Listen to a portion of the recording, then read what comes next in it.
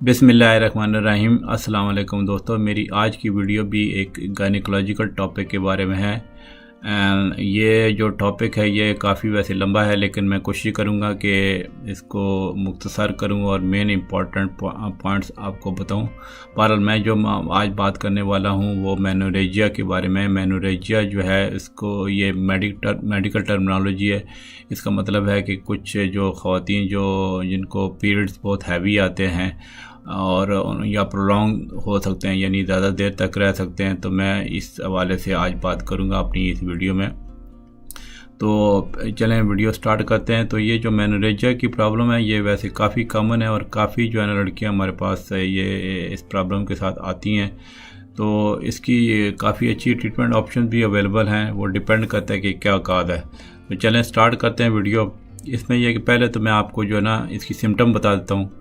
Symptoms में जो है ना इसमें यह है कि एक तो यह है कि जो कंप्लेन होती है कि जब लड़कियों को पीरियड्स आते हैं वो बहुत ज़्यादा हैवी होते हैं और काफ़ी ज़्यादा उनको पैड्स जो है ना या फिर टैम्पून्स यूज़ करने पड़ते हैं। कुछ लड़कियां तो कहती हैं कि हमें हर घंटे बाद चेंज करने पड़ते हैं कई घंटों तक। ठीक है, फिर यह कि वो उनको बार बार उनको जो है ना जो एक तरह की डबल सैनिटरी प्रोटेक्शन लगानी पड़ती है उनको जो मेंस्ट्रुअल फ्लो को रोकने के लिए। और कुछ फिर जो है अगर नींद में भी उनको जब वो फिर डिस्टर्बेंस होती है और जो है उनको जो है ना वो चेंज करने पड़ते हैं बार बार। ज़ाहिर ब्लीडिंग बहुत हैवी आ रही होती है, या फिर यह है कि उनकी जो ब्लीडिंग है अगर एक हफ्ते से ज़्यादा हो और हैवी हो तो ये भी मेनोरेजिया कहलाएगा। ठीक है, और उनके ब्लड क्लॉट्स भी जो है ना वो लार्जर क्वांटिटी में वो पास करती हैं। ठीक है, और ये है कि कुछ ख़वातीन तो उनकी जो इस वजह से उनकी जो डेली एक्टिविटी जो है ना वो बड़ी डिस्टर्ब हो जाती हैं हैवी जो मेंस्ट्रुअल फ्लो से। फिर ये कि अगर ये जो मेनोरेजिया अगर प्रॉब्लम ज़्यादा हो तो फिर इसमें ब्लड लॉस चूँकि ज़्यादा हो जाता है, इसमें अनीमिया की शिकायत हो सकती है, जिसकी अपनी अलग सिम्टम हो सकती हैं, जैसे थकान महसूस होती है और कभी कभी सांस भी फूलता है। ठीक है, और मतलब वो उनकी रंगत भी फीकी पड़ जाती, पीली पड़ जाती है कि जो अनीमिया की वजह से मतलब जो है पेल मतलब हो जाती हैं। तो ये कि अगर इस तरह की जो अलामात किसी भी खातून को हो रही हों तो उनको डॉक्टर से ज़रूर रब्ता करना चाहिए। कि मतलब यह है कि ख़ास तौर पे ये कि अगर जो है ना इतनी वो उनकी हैवी ब्लीडिंग हो कि हर मतलब घंटे में उनको जो अपना वो पैड या टैम्पून जो है ना वो जो है उस मतलब यानी कि ब्लड में वो पूरा उसमें वो एक तरह वो भर जाए, तो वो उसमें यह कि अगर मतलब इस तरह का जो उनका जो टैम्पून है या जो पैड है वो हर घंटे में सोक हो जाता है, 2-3 घंटों तक वो ऐसे सोक हो जाता है पूरा, वो ऐसे उसमें ब्लड वो लग जाता है, तो वो फिर एक तरह की वो हैवी ब्लीडिंग हो रही है। तो इस सूरत में ख़वातीन को डॉक्टर से रब्ता करना चाहिए।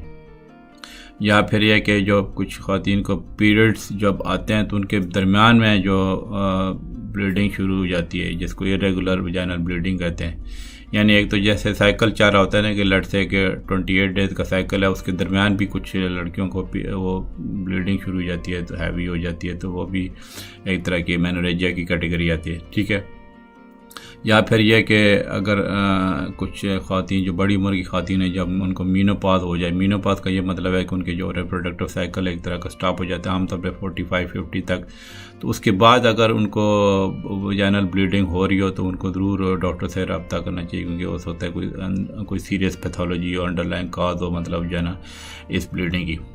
अब जो है ना ये तो मैंने इसकी सिम्टम बता दी। अब जो है ना मैं इसके बताता हूँ कि क्या रीज़न होती है, मतलब क्या कॉजेज़ होती हैं कि जिस वजह से ये होती है। काजेज़ में ये है कि काफ़ी केसेस में ये भी होता है कि कॉज इसकी कोई पता नहीं चलती, मतलब अननोन कॉज होती है। तो ये जो है ना ये भी ध्यान में रखें, जैसे मतलब हम मेडिकल टर्मिनोलॉजी यूज़ करते हैं इडियोपैथिक। तो इसके अलावा फिर कुछ और काजेज़ होती हैं जिसमें एक इम्पॉर्टेंट काज है कि हार्मोनल इम्बैलेंस। तो ये जो है ना जो हार्मोन होते हैं जो ख़वातीन में जो एक ईस्ट्रोजन और प्रोजेस्टेरोन जो है ना वो रेगुलेट करते हैं जो यूट्रस की जो लाइनिंग होती है, जो इनसाइड मतलब जो एंडोमेट्रियम लाइनिंग होती है जो बार बार निकलती है, मतलब जब ब्लीडिंग होती है उसकी जो लाइनिंग को ये दोनों हार्मोन मतलब ईस्ट्रोजन और प्रोजेस्टेरोन कंट्रोल करते हैं।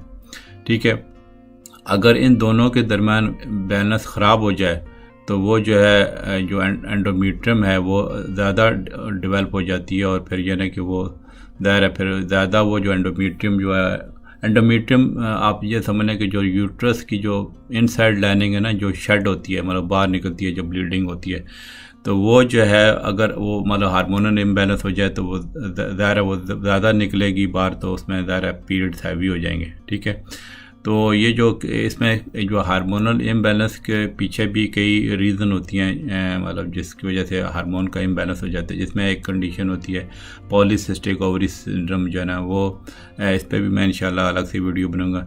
या फिर कुछ ख़वातीन जो मोटापे का शिकार होती हैं, इंसुलिन या रेजिस्टेंस का शिकार होती हैं, या थायराइड के प्रॉब्लम्स अगर हों तो उन ख़वातीन को ये हार्मोनल इम्बैलेंस हो सकता है।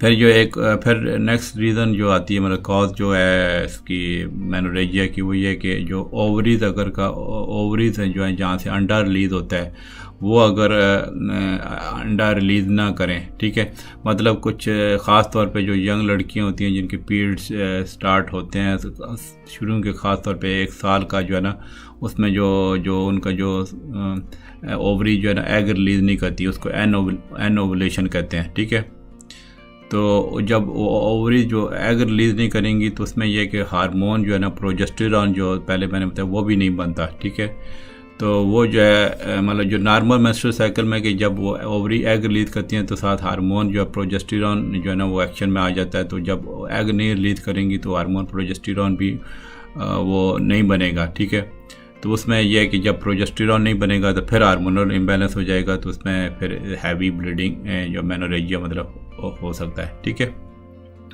फिर तीसरी कंडीशन जो है ना कि वो जो है ना एक यूट्राइन फाइब्रॉइड होते हैं, वो एक तरह के ट्यूमर होते हैं, वो कैंसर नहीं होता है, नॉन कैंसरस मतलब बिनाइन ट्यूमर होते हैं जो यूट्रस के जो है ना। तो आमतौर पे ये जो ख़वातीन जो चाइल्ड बेयरिंग ईयर्स मतलब जो है ना कि जवानी की जो दौरान जब मतलब जो है जो ख़वातीन जब बच्चा पैदा करने की जब उनको अहलियत उसमें होती है, उन्हीं सालों में ये जो है ना ये फाइब्रॉइड्स जो है ना ये काफ़ी कॉमन होते हैं। ठीक है, तो वो जो है ना यूट्राइन फाइब्रॉइड जो है ना वो जो काफ़ी हैवी ब्लीडिंग कर सकते हैं। ठीक है, या मतलब प्रोलॉन्ग हो सकती है। इसके अलावा कुछ अगर पॉलिप होते हैं, वो भी एक छोटी सी बिनाइन ग्रोथ है जो यूट्रस की जो लाइनिंग पे जिसको यूट्राइन पॉलिप कहते हैं, तो उस वजह से भी हैवी ब्लीडिंग हो सकती है। इसके अलावा एक और कंडीशन होती है जिसको एडिनोमायोसिस है। ये सारी मेडिकल टर्मिनोलॉजी है, मैं आपको बताना ज़रूर समझता हूँ कि क्या क्या कॉजेज़ होती हैं। इंशाल्लाह इन पे हर अलग जो टॉपिक जो भी मैं कंडीशन बता रहा हूँ इस पर अलग अलग इंशाल्लाह मैं वीडियो बनाऊँगा। ठीक है, तो मैं बात कर रहा था एडिनोमायोसिस ये होता है कि जो यूट्राइन जो एंडोमेट्रियम है वो आपके यूट्राइन मसल में चली जाती है, मतलब यूट्राइन जो एंडोमेट्रियम बेसिकली इनसाइड जो यूट्रस के वो लाइनिंग होती है, जो मतलब जब वो उसका जो वो जब शेड होती है तो उसके वजह से ब्लीडिंग होती है, तो जो एंडोमेट्रियल जो टिश्यू होता है ना वो यूट्रस के अपने मसल में जो है ना वो ग्रो करना शुरू हो जाता है। ठीक है, तो उसमें की वजह से भी हैवी और पेनफुल पीरियड आ सकते हैं। फिर यह कि अगर किसी खातून ने इंट्रायूट्राइन डिवाइस रखी हुई है, ठीक है, तो वो भी उसकी भी एक मेनोरेजिया में एक कॉम्प्लिकेशन है। ठीक है, तो ये जो डिवाइस है मतलब ख़ास तौर पे ये जो डिवाइस मतलब नॉन हार्मोनल है, एक तो होती है हार्मोनल और जो नॉन हार्मोनल जो इंट्रायूट्राइन डिवाइस है इसकी एक साइड इफ़ेक्ट है मेनोरेजिया। इसके अलावा जो है ना कि ये अगर चूँकि मेनोरेजिया ज़्यादा खून ज़्यादा होता है तो कभी कभी ये भी होता है कि अगर ये लेट से कुछ खातून प्रेग्नेंट है और जो है वो अगर बहुत ज़्यादा एक ही दफ़ा हैवी ब्लीडिंग हुई है तो वो एक तरह की वो मिस कैरेज की सूरत में भी वो ज़ाहिर हो सकता है। तो इसको मतलब जो है ना ये पीरियड्स की ब्लीडिंग नहीं होती, ये मिस कैरेज होती है, तो उसको कभी कभी वो जो है ना वो हैवी हो जाती है, तो भी एक तरह की वो मेनोरेजिया में कंसिडर कर सकते हैं। ठीक है, फिर यह कि जो अगर प्रेगनेंसी में कभी कभी हैवी ब्लीडिंग जो है ना अगर प्लेसेंटा की लोकेशन डिफरेंट अनयूजुअल हो तो ख़ास तौर पे जो प्लेसेंटा जिसको हम कहते हैं लो लाइंग प्लेसेंटा या प्लेसेंटा प्रीविया, तो उसकी वजह से भी हैवी ब्लीडिंग होती। मतलब ये जो है ना जो ये मतलब 2 रीज़न जैसे मिस कैरेज है हैवी जो प्लेसेंटा प्रीविया, ये भी जो है ना हैवी वजाइनल ब्लीडिंग की रीज़न हो सकती हैं। इसके अलावा ख़ास कुछ बड़ी उम्र की ख़वातीन में यूट्राइन का जो कैंसर है या सर्वाइकल कैंसर भी हो सकता है, जिसकी वजह से ज़्यादा हैवी ब्लीडिंग हो सकती है। ठीक है, ख़ास तौर पे जो पोस्ट मीनोपॉज मतलब जिन ख़वातीन का मीनोपॉज हो चुका है, ठीक है, या उनका अगर पैप टेस्ट जो है ना, वो मैं आगे चल के बताऊँगा वो क्या होता है कि पैप टेस्ट अगर अब नॉर्मल आया है तो उनकी भी ये जो इनकी वजह से हैवी ब्लीडिंग हो सकती है। फिर यह है कि कुछ इनहेरिटेड ब्लीडिंग डिसऑर्डर होते हैं, जैसे एक बीमारी होती है वॉन विली ब्रांड डिजीज़, जिसमें यह कि जो एक ब्लड क्लॉटिंग फैक्टर है वो कम होता है, ये बनता नहीं है, तो उसकी वजह से जो ना हैवी ब्लीडिंग हो सकती है।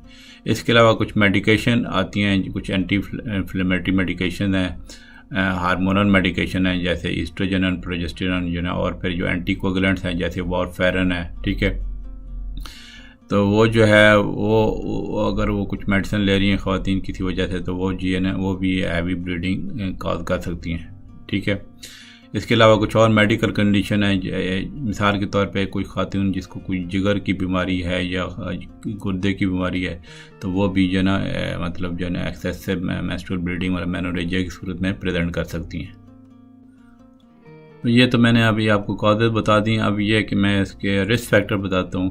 तो जो रिस्क फैक्टर हैं जो मेनोरेजिया के, वो डिपेंड करता है कि एज क्या है, मतलब उसमें यंग ख़वातीन को और तरह का रिस्क होता है, जो बड़ी उम्र की ख़वातीन को और तरह का रिस्क होता है। ठीक है, फिर यह कि अगर कोई मेडिकल कंडीशन भी है तो और उसका भी रिस्क होता है, मतलब एक और कोई बीमारी लगी हुई जिसकी वजह से मेनोरेजिया और हो सकता है। ठीक है, तो नॉर्मल साइकिल जो मतलब जो मेंस्ट्रुअल पीरियड का जो साइकिल होता है, उसमें ये होता है कि जो ओवरी से जो अंडा निकलता है, तो वो जो है ना उसकी वजह उससे वो जो एग रिलीज होता है तो वो स्टिमुलेट करता है प्रोजेस्टेरॉन जो है ना, जो हार्मोन होता है। ठीक है, जो फीमेल में हार्मोन होता है जो पीरियड्स को जो रेगुलर करता है। ठीक है, तो अगर अंडा रिलीज़ ना हो तो वो जो ना ज़ाहिर है प्रोजेस्टेरॉन इनसफिशिएंट होगा, नहीं रिलीज़ होगा, तो उसकी वजह से हैवी मेंस्ट्रुअल ब्लीडिंग हो सकती है। तो ये जो ख़ास तौर पर जैसे मैंने शुरू में बोला ना कि जो बिल्कुल यंग लड़कियां होती हैं वो उनको जो हैवी ब्लीडिंग मेनोरेजिया की प्रॉब्लम होती है, उनमें यही सबसे बड़ी रीज़न होती है। ठीक है, क्योंकि उनके जो ओवरी से अंडे नहीं रिलीज़ होते, जो ख़ास तौर पे जो उनका जब पीरियड पहली बार जो स्टार्ट होता है जिसको मिनार्की बोलते हैं, उसके तकरीबन 1 साल तक ये जो कंडीशन जो है ना आमतौर पे होती रहती है, जो मतलब हैवी ब्लीडिंग होती है, क्योंकि ओवरी से अंडा नहीं रिलीज़ होता तो उस वजह से प्रोजेस्टेरॉन नहीं बनता, तो प्रोजेस्टेरॉन अगर कम हो तो वो जो है ब्लीडिंग हैवी हो सकती है। तो एक ख़ास तौर पर जो यंग लड़कियों में ये सबसे बड़ी रीज़न है, मतलब रिस्क फैक्टर है जो एनोवुलेटरी साइकिल है, मतलब उसको हैवी ब्लीडिंग की जो बायस बनने में। फिर यह है कि जो ओल्डर ख़वातीन होती हैं रिप्रोडक्टिव एज में, ठीक है, उसमें कोई यूट्राइन पैथोलॉजी मतलब यूट्रस की अपनी बीमारी, जैसे मैंने बताया फाइब्राइड्स होगी, पॉलिप्स होगी, एडिनोमायोसिस, वो एक रिस्क फैक्टर है इसके लिए। ठीक है, इसके अलावा और कुछ प्रॉब्लम है जैसे यूट्रस का कैंसर है, ब्लीडिंग डिसऑर्डर है, मेडिकेशन का जो साइड इफ़ेक्ट है, या जिगर किडनी की बीमारी मतलब गुर्दे की बीमारी भी है ना, ये सारे कंट्रीब्यूटिंग फैक्टर हो सकते हैं। ठीक है, अब ये तो मैंने रिस्क फैक्टर बता दिया। अब आ जाते हैं इसकी कि कॉम्प्लिकेशंस क्या होती हैं। तो कॉम्प्लिकेशन में मतलब जिसकी जो पेचीदगियाँ हो सकती है जो मेनोरेजिया की, उसमें ये सबसे बड़ी कॉम्प्लिकेशन ये कि एनीमिया हो सकता है। ठीक है, मतलब अगर जो पीरियड्स हैं हैवी आएँ या प्रोलॉन्ग मतलब जो है ब्लड निकलता रहे, तो उसमें ज़ाहिर है आपके जो खून की कमी हो जाएगी, रेड ब्लड सेल निकल जाएंगे। तो रेड ब्लड सेल में फिर जो हीमोग्लोबिन होता है, ठीक है, जो एक प्रोटीन होता है जो रेड ब्लड सेल्स में होता है और वो जो है ऑक्सीजन कैरी करता है टिश्यूज़ को, वो कम हो जाएगा, तो उस वजह से वो अनीमिया हो जाएगा। तो वो ये होता है कि जब वो हीमोग्लोबिन कम हो जाता है तो बॉडी ये कोशिश करती है कि जो है ना जो आयरन जो चूँकि उसमें हीमोग्लोबिन में वो होता है, तो वो आयरन की जो कमी पूरी करने के लिए ना जो आयरन में जो बॉडी में स्टोर होते हैं उसको यूटिलाइज़ करने की कोशिश करती है। लेकिन फिर यह है कि जब ज़्यादा ब्लीडिंग हो रही है तो वो स्टोर जो है ना आयरन जो बॉडी में स्टोर हो जाता है, स्टोर वो ख़त्म होना शुरू हो जाते हैं। तो ज़ाहिर है आयरन ख़त्म हो जाएगा तो फिर वो आयरन डेफिशिएंसी एनीमिया हो जाएगा। उसकी वजह से फिर सिम्टम हो जाती है, जैसे आपकी रंगत फीकी पड़ सकती है, कमज़ोरी हो सकती है, फटीक हो सकती है। तो ठीक है, इसका आयरन डेफिशिएंसी एनीमिया का एक डाइटरी भी रीज़न है, वो मैंने इस पर वीडियो बनाई है, वो अभी आप ज़रूर देखिएगा, ठीक है। तो लेकिन अगर वो मतलब डाइटरी कमी है और फिर ये हैवी मेंस्ट्रुअल पीरियड्स का भी प्रॉब्लम हो गया, तो वो फिर एक तरह का वो डबल प्रॉब्लम हो सकती है, मतलब एनीमिया की प्रॉब्लम ज़्यादा हो सकती है। इसके अलावा जो है सीवियर पेन होता है, मतलब जो है ना हैवी पीरियड के साथ शदीद दर्द भी हो सकता है, ठीक है। तो ये जो शदीद दर्द की प्रॉब्लम है जिसको डिस्मेनोरिया कहते हैं, ये भी जो ना जो मतलब एक तरह का कुछ जब जो हैवी ब्लीडिंग आती है तो इसके साथ हो सकते हैं। इस पर भी कल ही मैंने वीडियो बनाई थी, वो जो है वो उसमें वो आप ज़रूर देखिएगा, ठीक है, मेनोरेजिया पे। तो मतलब ये है कि जो मेरे कहने का मकसद है कि मेनोरेजिया भी इसके साथ मतलब डिस्मेनोरिया जो मैं बात कर रहा हूँ, जो मतलब जो पेन होता है मेंसेस के दौरान कुछ ख़वातीन को, वो मेनोरेजिया के साथ प्रेजेंट कर सकते हैं। मतलब अगर लेट से मतलब ब्लीडिंग हैवी है तो उसके साथ जो है ना जो है ना वो पेन भी हो सकता है, डिस्मेनोरिया भी हो सकता है, ठीक है। ये कॉम्प्लिकेशन बताते चलें, आ जाए इसके में कि डायग्नोज कैसे करते हैं। तो इसमें जब ये ख़वातीन जो हमारे पास आती हैं, जब इस तरह की जो मेनोरेजिया की हिस्ट्री के साथ मतलब हैवी पीरियड की जो और प्रोलॉन्ग पीरियड की जब हिस्ट्री लेके, तो ज़ाहिर है फिर हम प्रॉपर हिस्ट्री लेते हैं, फिर एग्जामिनेशन करते हैं, ठीक है। तो उससे हम क्वेश्चन करते हैं कि आपने कितने वो टैम्पून या पैड्स यूज़ किए हैं और कितनी ज़्यादा ब्लीडिंग हुई है, तो आपने वो मतलब जो है वो उसका हमें रिकॉर्ड बताएं, ठीक है। और फिर भी ज़ाहिर है उसके डिपेंड करता है, फिर फिज़िकल एग्ज़ाम उनका हम कर सकते हैं, ठीक है। और इसके साथ साथ फिर उनके जो हम ब्लड टेस्ट करवा सकते हैं, जिसमें यह कि जैसे मैंने बोला कि जो कि हैवी ब्लीडिंग हो तो एनीमिया हो सकता है, तो CBC मतलब कंप्लीट ब्लड काउंट भी करवा सकते हैं। और फिर यह कि और कंडीशन हो चूँकि थायराइड की डिसऑर्डर भी हो सकते हैं, तो या ब्लड क्लॉटिंग का जो है एबनॉर्मलिटी हो सकती है, तो उसके हवाले से भी टेस्ट करवा सकते हैं। फिर इसमें पैप टेस्ट करवा सकते हैं। इसमें यह होता है कि जो पैप टेस्ट में कि जो सर्विक्स होता है, जो वजाना के ऊपर जो पार्ट होता है, मतलब वजाना और यूट्रस के दरमियान जो सर्विक्स होता है, ठीक है, तो उसमें से वो सेल्स कलेक्ट किए जाते हैं, ठीक है, और वो उसको टेस्ट किया जाता है इन्फेक्शन के, उसमें कोई इन्फेक्शन तो नहीं है या इन्फ्लेमेशन या फिर जो है ना कोई ऐसी चेंज तो नहीं है जो खुदा न खाता कोई कैंसर वाली चेंज तो नहीं है, तो वो जो है वो भी पैप टेस्ट भी किया जा सकता है, मतलब इस मेनोरेजिया की प्रॉब्लम के साथ, ठीक है। फिर उसके अलावा ये ना कि हम एंडोमीटर बायोप्सी का भी ऑर्डर कर सकते हैं। उसमें यह कि जो छोटा सा सैंपल ले सकते हैं टिश्यू का जो यूट्रस की इनसाइड से, तो फिर पैथोलॉजिस्ट उसको एग्जामिन करते हैं कि क्या प्रॉब्लम है, ठीक है। इसके अलावा हम अल्ट्रासाउंड भी करवा सकते हैं, जिसमें यह कि जो यूट्रस, ओवरीज और पेल्विस के जो इमेजेस आ जाते हैं, तो उससे भी डिटेक्ट हो सकता है कि कुछ अंडरलाइन प्रॉब्लम है। फिर यह कि इनिशियल जो टेस्ट हमने करवाए हैं, जो अभी मैंने बताए हैं, तो उसमें उसकी एवेलुएशन की बेसिस पे जो है ना फिर फर्दर टेस्ट भी करवा सकते हैं। जैसे एक टेस्ट आता है जिसको हम कहते हैं सोनोस्टेरोग्राफी। उसमें ये होता है कि जो एक ट्यूब के ज़रिए फ्लूइड इंजेक्ट किया जाता है यूट्रस में, ठीक है, थ्रू वजाइना और सर्विक्स के थ्रू, मतलब, ठीक है। तो वो जो है वो फिर हम उसका तरह वो अल्ट्रासाउंड करते हैं, तो उस मतलब जो फ्लूइड पहले इंजेक्ट करते हैं, तो फिर अल्ट्रासाउंड करते हैं, तो उसमें यानी कि जो लाइनिंग जो यूट्रस की उसमें प्रॉब्लम आ सकती हैं दैट। इसके अलावा एक इससे मिलता जुलता थोड़ा एक स्टेरोस्कोपी भी टेस्ट होता है, वो थोड़ा सा इससे डिफरेंट है। उसमें यह होता है कि जो एक थिन मतलब लाइट इंस्ट्रूमेंट जो जिसमें वो लाइट लगी इंस्ट्रूमेंट, वो जो वजाइना और सर्विक्स के जरिए दाखिल करते हैं यूट्रस में, ठीक है। तो वो जो है उसके साथ एक तरह का वो कैमरा अटैच होता है, तो वो जो है ना वो इनसाइड की यूट्रस देख सकते हैं, ठीक है। तो मतलब ये सारे जो टेस्ट हैं ना उसमें वो उसको ये मेनोरेजिया के डायग्नोसिस में यूज़ हो सकते हैं। अब ये तो मैंने टेस्ट बता दिया, अब मैंने किसकी ट्रीटमेंट बता देता हूँ। इसमें यह कि वो ट्रीटमेंट इसकी कुछ फैक्टर पे डिपेंड करती है। मतलब यह कि आपकी जो खातून की ओवरऑल हेल्थ और मेडिकल हिस्ट्री क्या है, फिर यह कि जो उसकी कॉज क्या है जो मेनोरेजिया की, और कितनी वो सीवियर प्रॉब्लम है, ठीक है। फिर यह कि ये भी डिपेंड करती है कि आपकी जो मेडिकेशन की क्या टॉलरेंस है, ठीक है, या प्रोसीजर वगैरह की या थेरेपी की, ठीक है। सारे फैक्टर को हम मद्देनज़र रखते हैं, उसके मुताबिक फिर ट्रीटमेंट करते हैं, ठीक है। तो उसमें मतलब फिर ये भी हम नज़र रखते हैं कि अगर मतलब कुछ ऐसी कंडीशन है कि जिसमें मतलब ऐसा कोई परमानेंट प्रोसीजर करना पड़े, तो आपके मतलब आगे प्रेगनेंसी की ख्वाहिश है कि नहीं है, तो ये और ठीक है। फिर यह कि जो आपकी लाइफस्टाइल पे ये कंडीशन कितना असर अंदाज हो सकती है, फिर आपकी जो पर्सनल चॉइसेस क्या है। मतलब ये ना कि ये जो, चूँकि मैंने बोला ना कि जो मेनोरेजिया बहुत सारी कंडीशन इसके पीछे होती हैं, मैंने जैसे पहले कॉजेज़ बताई हैं।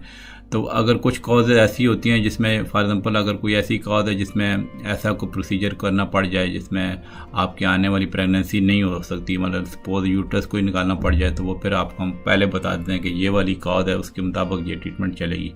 काफ़ी तो माइनर कंडीशन है, वो माइनर जो है मतलब रीज़न है, तो वो मेडिसिन से ठीक हो जाती हैं, तो घबराने की ज़रूरत नहीं होती। तो लेकिन ये है कि मैं कुछ ख़ास रीज़न की बात करूँ जिसमें यह है कि अगर आपका जो प्रॉब्लम जो है ना अंदर से ज़्यादा हो रही है, तो इसमें फिर पहले तो मैं आपको मेडिकेशन बता देता हूँ। मेडिकेशन में यह है कि जो non steroidal anti inflammatory drugs हैं, जैसे जो है ना ब्रूफेन वगैरह होगी, नेप्रोक्सिन सोडियम होती है, वो जो है ना वो काफ़ी जो हैवी ब्लीडिंग को वो कम कर सकती हैं, ठीक है।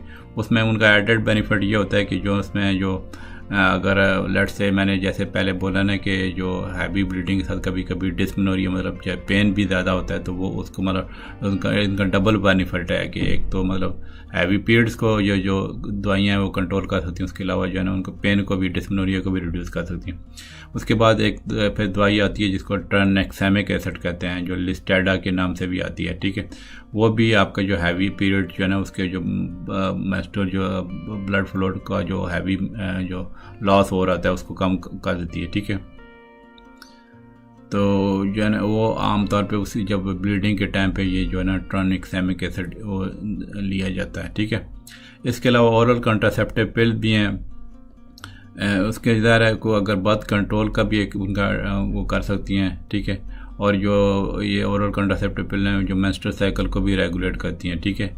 और ये जो मतलब हैवी ब्लीडिंग और एक्सेसिव ब्लीडिंग होती है वो मेंस्ट्रुअल, उसको भी ओरल कंट्रासेप्टिव रिड्यूस करते हैं, मतलब ये भी दिए जा सकते हैं, ठीक है, मतलब इसकी ट्रीटमेंट के लिए।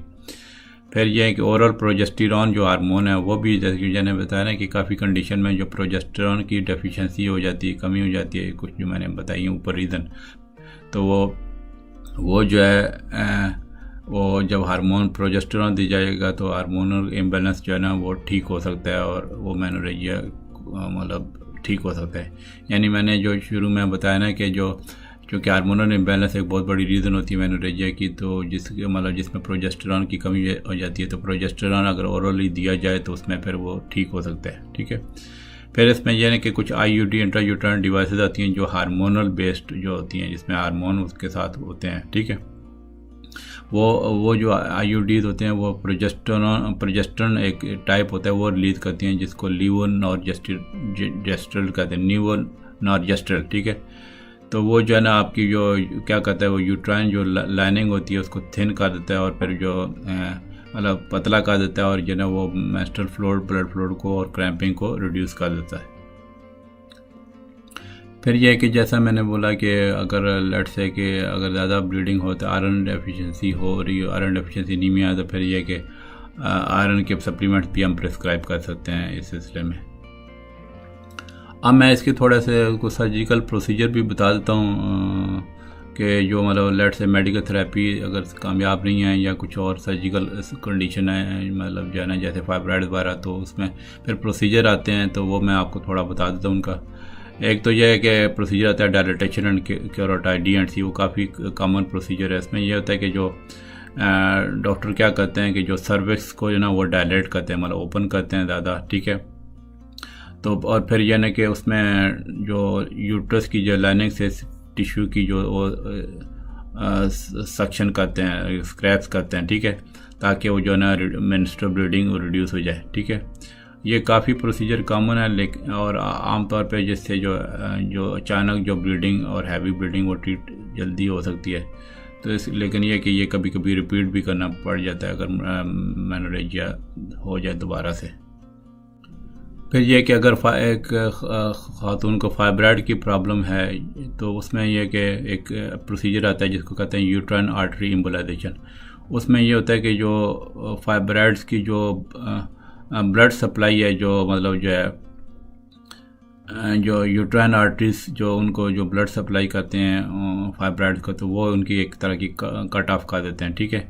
उसमें यह होता है कि जो एक कैथेटर पास किया जाता है, जो एक बड़ी आर्टरी मतलब जो थाई में जैसे फेमरल आर्टरी है, ठीक है, तो वो जो है कैथेटर आगे पास किया जाता है यूट्राइन आर्टरी तक, जहाँ से जो है ना जो उनकी जो ब्लड वेसल है उनमें इंजेक्ट किया जाता है कुछ मटीरियल से, जो है ना जो आपकी जो फाइब्राइड्स का जो मतलब जो वो ग्रोथ हुई है उसके जो, ताकि जो है उसका ब्लड फ्लो रिड्यूस हो जाए, ताकि वो जो है ना उसके फाइब्राइड फिर वो श्रिंक हो जाते हैं। तो ये एक प्रोसीजर होता है जिसमें यूट्राइन आर्टरी एम्बोलाइजेशन जिसको कहते हैं, ठीक है। इसके अलावा एक और प्रोसीजर आता है जिसको हम कहते हैं फोकस अल्ट्रासाउंड सर्जरी। वो तकरीबन इसी तरह से मिलता जुलता है। तो जो है ना कि वो अल्ट्रासाउंड सर्जरी जो है ना वो भी जो है ना जो फाइब्राइड्स की वजह से ब्लीडिंग होती है उसको जो है ना वो श्रिंक कर देती है, ठीक है। मतलब यह है कि उसमें अल्ट्रासाउंड वेव यूज़ होती हैं फाइब्राइड्स के जो टिश्यूज़ हैं उसको डिस्ट्रॉय करने के लिए, ठीक है। और इसमें यह है कि इंसिजन रिक्वायर्ड नहीं होते इस प्रोसीजर में। इसके अलावा कुछ यह है कि एक मायोमेक्टमी प्रोसीजर आता है कि जो मतलब सर्जिकल रिमूव कर देते हैं जो यूट्राइन फाइब्राइड को। वो डिपेंड करता है कि साइज़ जो है ना और नंबर और उसकी जो फाइब्राइड की लोकेशन कहाँ है, ठीक है। तो वो उसमें जो मायोमेक्टमी है वो ओपन एब्डोमिनल सर्जरी के भी ज़रिए हो सकती है, या फिर छोटे छोटे इंसिजन जिसमें लेप्रोस्कोपिक मतलब जो मायोमेक्टमी भी हो सकती है, और या फिर वजाइना और सर्विस के थ्रू जो इसको स्टेरोस्कोपिकली कहते हैं वो भी उसके ज़रिए भी मायोमेक्टमी हो सकती है। फिर इसके अलावा एक दो और प्रोसीजर आते हैं जिसके में एंडोमीट्रियल एब्लेशन होता है। इसमें यह कि इस प्रोसीजर में ना कि जो यूट्रस की जो लाइनिंग को डिस्ट्रॉय किया जाता है, ठीक है। और लेज़र फ्रीक्वेंसी या हीट के ज़रिए जो है ना एंडोमीट्रियम पे वो अप्लाई की जाती है ताकि वो टिश्यू डिस्ट्रॉय हो जाए, ठीक है। और एंडोमीट्रियल एब्लेशन के बाद जो काफ़ी ख़वातीन के जो पीरियड हैं वो बहुत लाइट हो जाते हैं। ये एक मतलब इफेक्टिव प्रोसीजर है। लेकिन ये कि इसमें फिर ज़ाहिर है फिर प्रेगनेंसी का फिर चांस वो कम हो जाता है। तो वो फिर ज़ाहिर है उनको ऐसी ख़वातीन को बता देते हैं फिर ये कि जब तक उनका मीनोपॉज़ हो जाता है तो उसके साथ कोई और मतलब जो है ना कॉन्ट्रासेप्टिव परमानेंट जो है ना, मतलब यह है कि अगर प्रेगनेंसी अगर इस सूरत में हो जाए तो एंडोमीट्रियल एब्लेशन की वजह से ना कॉम्प्लिकेशन हो सकती हैं, ठीक है। तो फिर जब तक उनका मेनोपॉज नहीं होता तो उसमें यह है कि कुछ परमानेंट कॉन्ट्रासेप्शन उनको देनी पड़ती है। इसके अलावा इसी तरह से मिलता जुलता प्रोसीजर होता है जिसको एंडोमीट्रियल रिसेक्शन कहते हैं। मतलब है कि जो एंडोमीट्रियल का जो टिश्यू है वो जो है ना इलेक्ट्रोसर्जिकल वायर के ज़रिए जो ना वो वायर लूप के ज़रिए ना वो लाइनिंग यूट्रस को रिमूव किया जाता है। जो तो इन दोनों जो प्रोसीजर है एंडोमीट्रियल एब्लेशन और एंडोमीट्रियल रिसेक्शन है वो जो है जिनके बहुत ज़्यादा हैवी बहुत ब्लीडिंग होती है तो उन ख़वातीन को ये करवाते हैं। तो इसमें यह कि लेकिन यह कि इन प्रोसीजर में फिर प्रेगनेंसी फिर नहीं हो सकती। प्रेगनेंसी जो है ना फिर इस प्रोसीजर के बाद जो है ना क्योंकि इधर है वो रिसेक्शन हो जाती है तो फिर उसकी कॉम्प्लिकेशन हो सकती है, तो प्रेगनेंसी रिकमेंड नहीं होती। फिर यह कि कोई एक फाइनल प्रोसीजर होता है जिसको हिस्टेक्टमी कहते हैं। वो मतलब पूरा यूट्रस जो है ना यूट्रस और सर्विस निकाल देते हैं, ठीक है। वो एक परमानेंट प्रोसीजर होता है जिसमें ज़ाहिर है वो ख़वातीन बिल्कुल वो फिर ज़ाहिर है उनके जब यूट्रस निकाल देगा तो वो परमानेंट उनको स्टेराइल हो जाएंगी, तो मतलब ज़ाहिर है बच्चा तो फिर चांस ख़त्म हो गया, ठीक है। लेकिन यह कि ये परमानेंट प्रोसीजर है तो ज़ाहिर है फिर वो यूट्रस ही निकाल देंगे तो मेंस्ट्रुअल पीरियड का जो हैवी ब्लीडिंग है वो वैसे ही ख़त्म हो जाएगी। तो ये आमतौर पर जनरल एनेस्थीसिया के साथ किया जा सकता है और आपको हॉस्पिटल में दाखिल होना पड़ सकता है। तो इसके अलावा अगर ओवरीज रिमूव कर दें तो फिर यह कि प्री मेच्योर मेनोपॉज भी हो सकता है। तो ये हिस्टेक्टमी इंडिपेंडेंट भी हो सकती है, मतलब यूट्रस और सर्विस की, मतलब ज़रूरी नहीं है कि ओवरीज निकाली जाए। तो ये थी जो मेरी वीडियो आज की। ये भी थोड़ी लंबी होगी है वीडियो, काफ़ी मैंने बताया ना कि ये लंबा चौड़ा टॉपिक है। तो बहरहाल मुझे उम्मीद है कि आपको ये वीडियो पसंद आई होगी। तो अगर आपको कोई इस तरह की प्रॉब्लम है तो वीडियो के नीचे कमेंट करना ना भूलिएगा। कुछ इसके अलावा कुछ और भी बीमारी है आपको तो उसकी बीमारी के पता लगा आप अगर मुझे से पूछना चाहते हैं या वीडियो बनवाना चाहते हैं तो आप ज़रूर लिखिएगा, ठीक है। ताकि आपको मैं तफसील से अगर मुझे टाइम मिला तो मैं उसकी बीमारी के मतलब इंशाल्लाह वीडियो बनाऊँगा। और या अगर वीडियो बनाने का टाइम ना मिलेगा तो इंशाल्लाह कमेंट के तो मैं तकरीबन हर कमेंट के मैं जवाब देता हूँ, ठीक है। तो अभी तक अगर आपने चैनल सब्सक्राइब नहीं किया तो ज़रूर करें और बेल के निशान को आइकन को क्लिक करें और ऑल के ऑप्शन सेलेक्ट करें ताकि जो भी आने वाली मेरी वीडियोज़ हैं वो आप तक बर वक्त पहुँच जाएँ। और अगर आपको मेरे काम पसंद आता है, वीडियो पसंद आती है, तो ज़रूर लाइक कर दिया करें। तो इसमें यह होता है कि लाइक करने से फिर वीडियो जो है ना वो पॉपुलर हो जाती है, फिर और आवाम देखते हैं, क्योंकि ये जो हुब्बे तबीबी चैनल है, इंसानियत की भलाई के लिए चैनल है। तो लाइक करके फिर शेयर करना ना भूलिएगा। सोशल मीडिया, फेसबुक, ट्विटर पे आप शेयर कर सकते हैं, दोस्तों यारों के साथ, दोस्तों के फैमिली के साथ शेयर कर सकते हैं। चैनल ठीक है, इंशाल्लाह मिलते हैं अगली वीडियो में। ओके, अल्लाह हाफ़िज़।